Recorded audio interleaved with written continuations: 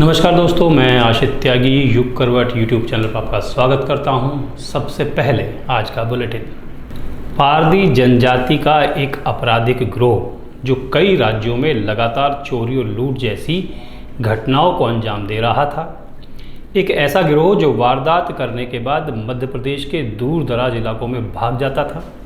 ऐसे गिरोह को गाजियाबाद की क्राइम ब्रांच ने गिरफ्तार किया है। इनका सरगना सलीम है जो 11 साल से फरार था और उस पर 25,000 रुपये का इनाम भी था।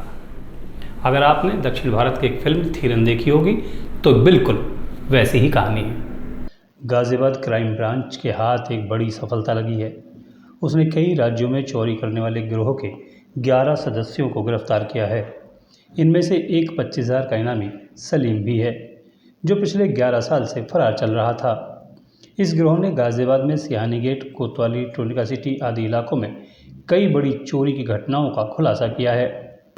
देखिए, कल देर रात्रि हमदर्द चौराहा लोहिया नगर के पास क्राइम ब्रांच ने मुठभेड़ में 10 अभियुक्तों को गिरफ्तार करा है। इसमें 9 पारधी हैं और इसमें एक बोगिया आदिवासी है।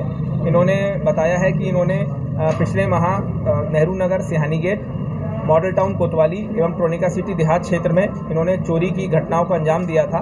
23 अप्रैल को इंदिरापुरम में डॉक्टर के घर हुई 15 लाख की लूट की घटना भी इन्होंने ही की थी। ये मध्य प्रदेश की पारधी जनजाति के हैं जो दिन में फेरी लगाकर टारगेट फिक्स करते हैं और रात में सामूहिक रूप से चोरी करते हैं। पुलिस ने इनके कब्जे से सोने चांदी के गहने, चेकबुक और हथियार बरामद किए हैं। ब्यूरो रिपोर्ट, युग करवट। नोएडा के सेक्टर 20 थाना पुलिस ने करोड़ों की हेराफेरी का खुलासा किया है। पकड़े गए 3 आरोपी फर्जी जीएसटी फर्म बनाकर राजस्व चोरी किया करते थे। ये अब तक सरकार को कई करोड़ रुपए का चूना लगा चुके हैं। पुलिस ने 2 कार, 6 जीएसटी फर्मों के दस्तावेज बरामद किए। दिनांक 22 जून 2023 को थाना 20 की पुलिस टीम द्वारा जीएसटी फ्रॉड में 3 अन्य अभियुक्तों को भी गिरफ्तार किया गया। इन तीनों अभियुक्त का नाम अतुल, सुमित और मनन है। इनके पास से कुछ मोबाइल फोन, कुछ आधार, कुछ पैन कार्ड, कुछ नकद रुपए और कुछ फर्जी बिल भी बरामद हुए हैं। इनके पास से 2 गाड़ी भी बरामद हुई हैं और इन तीनों को दाखिल किया जा चुका है। अन्य विधिक कार्य प्रचलित है। यदि आप भी सरकारी अस्पताल में जांच कराना चाहते हैं या वहां से दवाई लेना चाहते हैं तो ये खबर आपके लिए बहुत महत्वपूर्ण है, क्योंकि सरकारी अस्पतालों के लैब टेक्नीशियन और फार्मासिस्ट हड़ताल पर चले गए हैं। ये सभी कर्मचारी आज से सुबह के 2 घंटे तक काम नहीं करेंगे। कार्य बहिष्कार के पहले दिन ही मरीज बहुत परेशान रहे।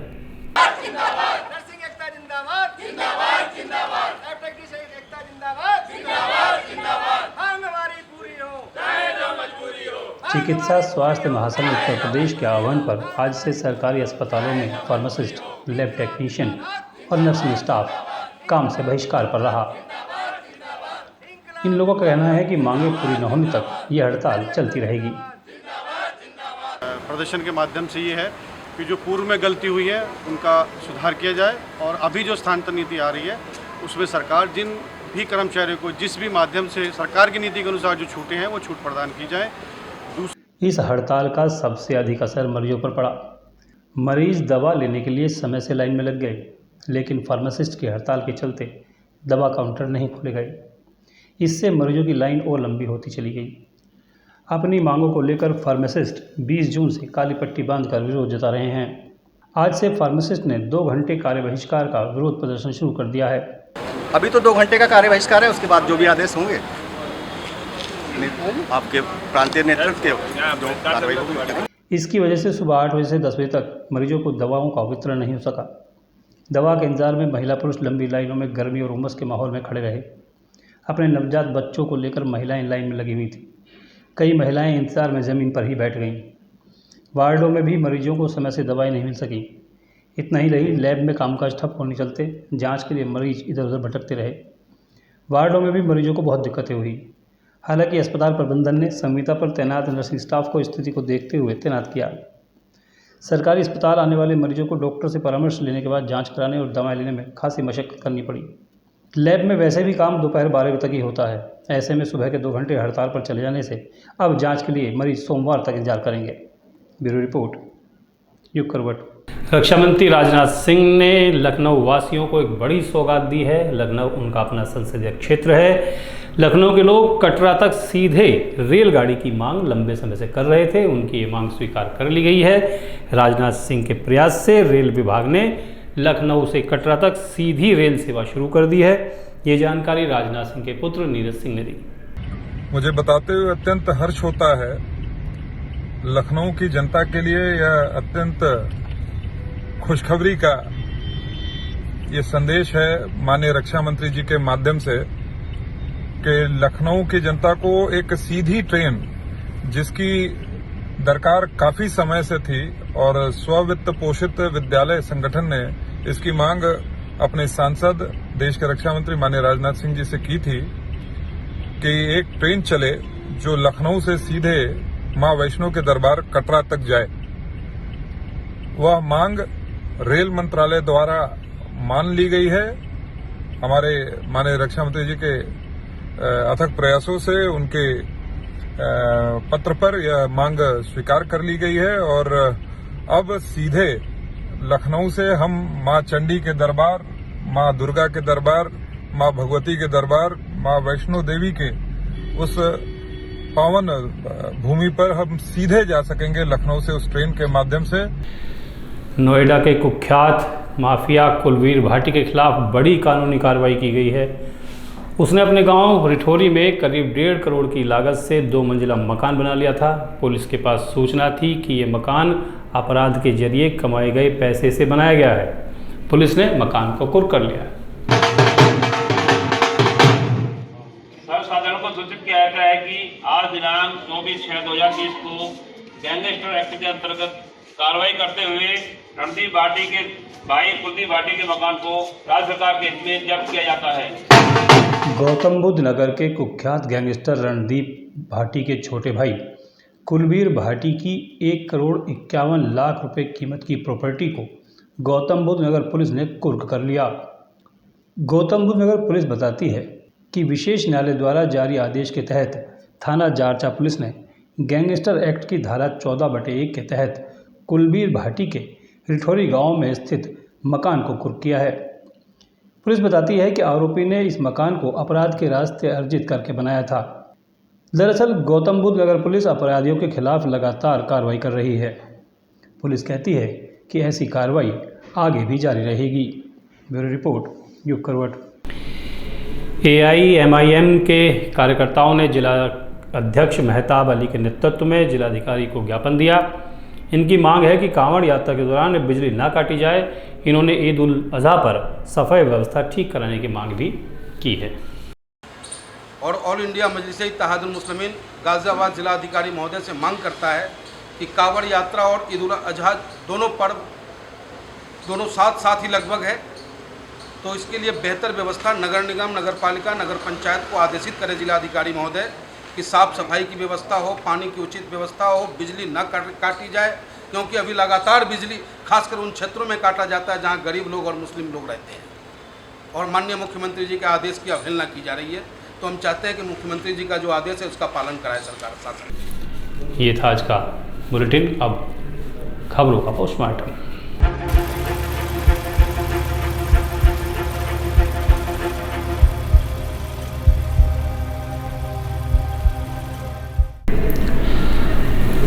गाज़ियाबाद से कानपुर का रास्ता सरकार आसान करने जा रही है। इसके लिए ग्रीन फील्ड एक्सप्रेसवे बनाने पर बात चली है, काम चला है, DPR तैयार भी है। इससे गाज़ियाबाद और कानपुर के बीच 100 से ज़्यादा किलोमीटर की दूरी कम हो जाएगी। खबर यह है कि आने वाले समय में गाज़ियाबाद से कानपुर तक का सफ़र हरियाली भरा होगा। हरित राजमार्ग नीति के तहत राष्ट्रीय राजमार्ग प्राधिकरण द्वारा 380 किलोमीटर लंबा ग्रीनफील्ड एक्सप्रेसवे बनाया जा रहा है। आबादी क्षेत्र से दूर होगा, 4 लेन का होगा और ये राजमार्ग 10 जिलों से होकर गुजरेगा। डिटेल्ड प्रोजेक्ट रिपोर्ट बनाने की जिम्मेदारी भोपाल की लॉयन इंजीनियरिंग कंसल्टेंट एजेंसी को दे दी गई है। NHAI का दावा है कि 3.5 घंटे में गाज़ियाबाद से कानपुर तक का सफ़र पूरा हो जाएगा। अभी गाज़ियाबाद से कानपुर राष्ट्रीय राजमार्ग NH 91 है। इसकी लंबाई 468 किलोमीटर है। इसकी और ग्रीनफील्ड एक्सप्रेसवे के बीच की जो दूरी होगी वो 20 किलोमीटर होगी। ये गाज़ियाबाद से शुरू होगा, हापुड़, बुलंदशहर, अलीगढ़, कासगंज, एटा, फर्रुखाबाद, कन्नौज, उन्नाव की सीमा से होते हुए कानपुर को जोड़ेगा। डीपीआर बनाने वाली कंपनी के इंजीनियर सर्वे करके तय कर रहे हैं कि 380 किलोमीटर की दूरी में कहां कहां फ्लाईओवर, अंडरपास और पुल बनेंगे। दोनों ओर घने छायादार पेड़ों के साथ डिवाइडर पर पौधारोपण भी किया जाएगा। इससे वाहनों के हेडलाइट की रोशनी दूसरी लेन में चल रहे वाहन चालकों को परेशान नहीं करेगी। डीपीआर स्वीकृत होने के बाद भूमि अधिग्रहण की प्रक्रिया शुरू की जाएगी। डीपीआर बनने के बाद उसे राष्ट्रीय राजमार्ग प्राधिकरण के पास स्वीकृति के लिए भेजा जाएगा। प्रदेश में इस तरह के 8 एक्सप्रेसवे बनाए जाने हैं। हरित राजमार्ग नीति 2015 के तहत किसानों, निजी क्षेत्र और वन विभाग सहित सरकारी संस्थाओं की भागीदारी से पर्यावरण अनुकूल राष्ट्रीय राजमार्गों के विकास और हरियाली को बढ़ावा देने के साथ राष्ट्रीय राजमार्गों के किनारे बड़े पेड़ लगाकर वायु प्रदूषण को कम करना सरकार की नीति है। गाजियाबाद की जिला सीमा में इस समय दिल्ली, कानपुर, आगरा, मुरादाबाद, पलवल, टप्पल, अलीगढ़ 3 राष्ट्रीय राजमार्ग होकर गुजरते हैं। इसके अलावा 2 राजमार्ग भी हैं, छतरी, अतरौली, कासगंज और अलीगढ़, मथुरा भी हैं। ग्रीनफील्ड एक्सप्रेसवे के बनने के बाद गाजियाबाद में राष्ट्रीय राजमार्गों की संख्या 4 हो जाएगी। गाजियाबाद से कानपुर के बीच अलीगढ़ से कानपुर तक 4 लेन का काम भी लगभग पूरा हो चुका है। जुलाई महीने में ये काम पूरा हो जाएगा। अगर आप रात में एयर कंडीशन चलाकर सोते हैं तो आपके लिए बहुत बुरी खबर है। प्रदेश सरकार ने निर्णय लिया है, या प्रदेश सरकार के विद्युत विभाग ने निर्णय लिया है कि अगले साल से जो लोग रात में एसी चलाते हैं उनको बिल अधिक देना होगा दिन के मुकाबले। विद्युत मंत्रालय द्वारा तैयार नए बिजली टैरिफ को सरकार ने मंजूरी दे दी है। इसके तहत दिन में बिजली की दर मौजूदा कीमत से 20% तक कम होगी, लेकिन रात में ये 20% अधिक भी होगी। बिजली नियम 2020 में संशोधन करते हुए दिन के समय टैरिफ व्यवस्था लागू की गई है। बिजली बिल कम करने में इससे ग्राहकों को मदद मिलेगी। सरकार के इस कदम के पीछे 2 बड़ी वजह मानी जा रही हैं। पहला, देश में सौर और नवीकरणीय ऊर्जा स्रोत से उत्पादित बिजली की मांग बढ़े, लोग उसका इस्तेमाल करें। क्योंकि सौर ऊर्जा से बिजली का उत्पादन दिन में होता है तो बिजली वितरण कंपनियां इससे बनी बिजली दिन में खरीद सकेंगी। दूसरी वजह है कि पीक आवर में ज़्यादा बिल आने की संभावना देखते हुए ग्राहक इस दौरान यानी कि रात को बिजली खपत कम करेंगे। टीओडी टैरिफ 10 किलोवाट या उससे ज़्यादा की बिजली की खपत करने वाले ग्राहकों के लिए 1 अप्रैल 2024 से लागू किया जाएगा। दूसरे जो ग्राहक हैं उनके लिए 1 अप्रैल 2025 से लागू होगा। कृषि क्षेत्र पर नई व्यवस्था लागू नहीं होगी। भारत ने वर्ष 2021-22 में 249 अरब यूनिट बिजली बचाकर 1.60 लाख करोड़ रुपए की बचत की है। ब्यूरो ऑफ एनर्जी एफिशिएंसी द्वारा ये रिपोर्ट दी गई है। हम सभी लोग दिल्ली एनसीआर में रहने वाले लोग गर्मी से जूझ रहे हैं, भयंकर गर्मी हम झेल रहे हैं, लेकिन अगले 1-2 दिन में इसमें बड़ी राहत मिलने की उम्मीद है। मौसम विभाग कहता है कि दिल्ली एनसीआर में उमस के साथ गर्मी से परेशान लोगों को जल्द ही राहत मिलेगी। मौसम विभाग ने पूर्वानुमान लगाते हुए बताया है कि आज रात से बारिश शुरू होने की संभावना है। रविवार से मौसम पूरी तरह बदल जाएगा और साथ ही दिल्ली एनसीआर में तापमान में गिरावट होनी शुरू हो जाएगी। मौसम विभाग ने संभावना जताई है कि 25 जून से लेकर 27 जून तक बारिश होगी। दिल्ली और इसके आसपास के इलाकों में इससे पहले भी हल्की बारिश हो सकती है। पिछले 2 दिन से कहीं कहीं बारिश हुई है, इसकी वजह से उमस बनी हुई है जिससे लोग ज़्यादा परेशान हैं। ये उम्मीद जताई जा रही है कि 28 जून से दिल्ली और एनसीआर में मानसून की एंट्री हो जाएगी और तब बारिश का सिलसिला शुरू होगा जो लंबे समय तक चलेगा। हरियाणा में मानसून आने की तिथि 30 जून है। कई बार मानसून जुलाई के पहले हफ्ते में भी आया है। मौसम वेबसाइट स्काईमेट ने दावा किया है कि 30 जून के आसपास मानसून हरियाणा में दस्तक दे जाएगा। राजस्थान और बाकी स्थानों को छोड़कर भी इस दौरान यहाँ बारिश शुरू हो जाएगी। उत्तर प्रदेश के मैनपुरी में एक बहुत दिल दहलाने वाली घटना हुई है। यहाँ पूरा का पूरा परिवार मार दिया गया और मारा भी अपने लिए। मैनपुरी के गांव गोकुलपुरी में जो पूरे परिवार का हत्याकांड हुआ है, जिस घर में नई नई दुल्हन आई थी उसमें घर के सभी सदस्यों को मार दिया गया। इसकी तैयारी, इसकी प्लानिंग 1 महीने से पहले से शुरू हो गई थी। ये अब जांच में सामने आया है। जिस शिववीर ने इस हत्याकांड को अंजाम दिया है वो 1 महीने से पहले से ही इसकी तैयारी में लग गया था, क्योंकि जिस हथियार से ये हत्याएं हुई हैं वो चारा काटने वाली मशीन के ब्लेड से बनाया गया था, जो 1 महीने पहले लिया गया है। इस मैनपुरी में जो ये घटना हुई है, जो हत्याकांड हुआ है, सामूहिक हत्याकांड, इसको घर के बड़े बेटे शिववीर ने अंजाम दिया है और उसने अपने आप को भी गोली मारकर आत्महत्या कर ली। पुलिस अभी तक घटना की वजह नहीं जान पाई है।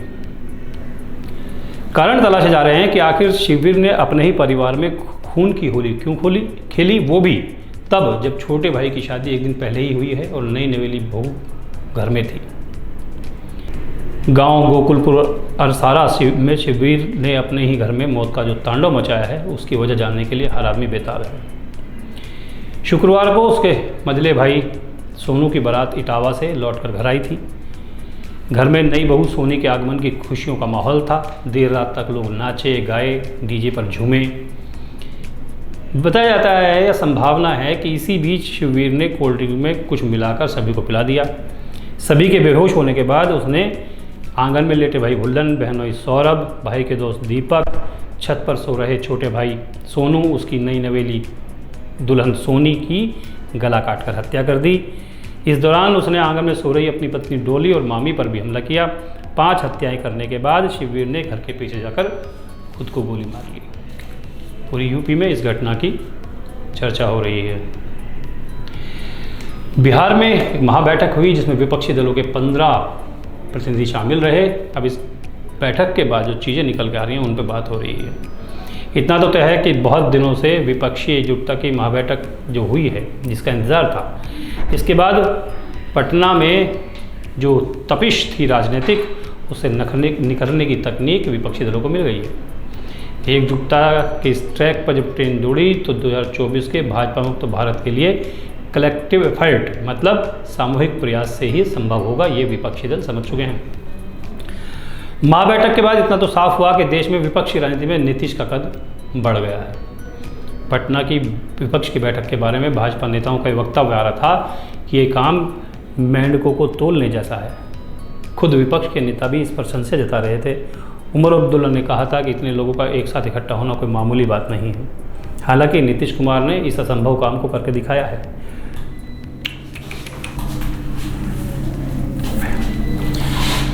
हालांकि नीतीश कुमार ने इस असंभव काम को संभव कर दिखाया है। 15 राजनीतिक पार्टियों के शीर्ष नेता एक साथ एक मंच पर दिखाई दिए तो बिहार से लेकर दिल्ली तक भाजपा में खलबली मच गई।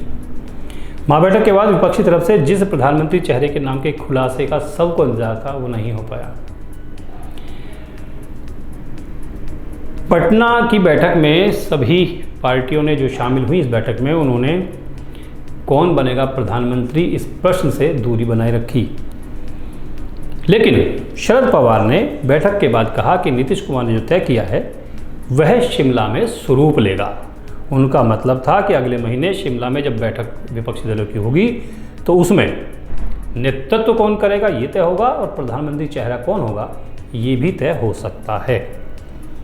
इतना तय है कि 24 के चुनाव में विपक्षी पार्टियां यदि एक साथ चुनाव लड़ी तो नीतीश कुमार को संयोजक बनाया जाएगा। एक बात तो यह है कि महाबैठक में संख्या के लिहाज से बेशक आप ये कहें कि नेताओं की संख्या कम थी, पर ये आप देखिए कि कश्मीर से लेकर कन्याकुमारी तक कितने राज्यों का उसमें प्रतिनिधित्व था। सभी ने सहजता से स्वीकार किया है कि ये आगाज़ है। बहुत लंबे भाषण बैठक में नहीं हुए, लेकिन ये वादा ज़रूर हुआ, आपस में वादा किया भी गया और लिया भी गया कि भाजपा मुक्त भारत में उन सब की सहभागिता होगी, चाहे वो किसी भी रूप में हो। दिल्ली के मौसम से बिहार की बैठक तक की तमाम घटनाओं के बारे में मैंने आपको बताया है। उम्मीद करता हूँ आपको पसंद आएगा। आज के लिए बस इतना ही। गाज़ियाबाद और आसपास की तमाम खबरों को देखने के लिए देखिए युग करवट चैनल और विस्तृत रूप से जानकारी पाने के लिए पढ़िए युग करवट समाचार पत्र। आज का कार्यक्रम कैसा लगा मुझे कमेंट करके ज़रूर बताइएगा। युग करवट यूट्यूब चैनल को सब्सक्राइब करें, वीडियो को लाइक करें, अपने दोस्तों रिश्तेदारों के साथ शेयर करें। नमस्कार।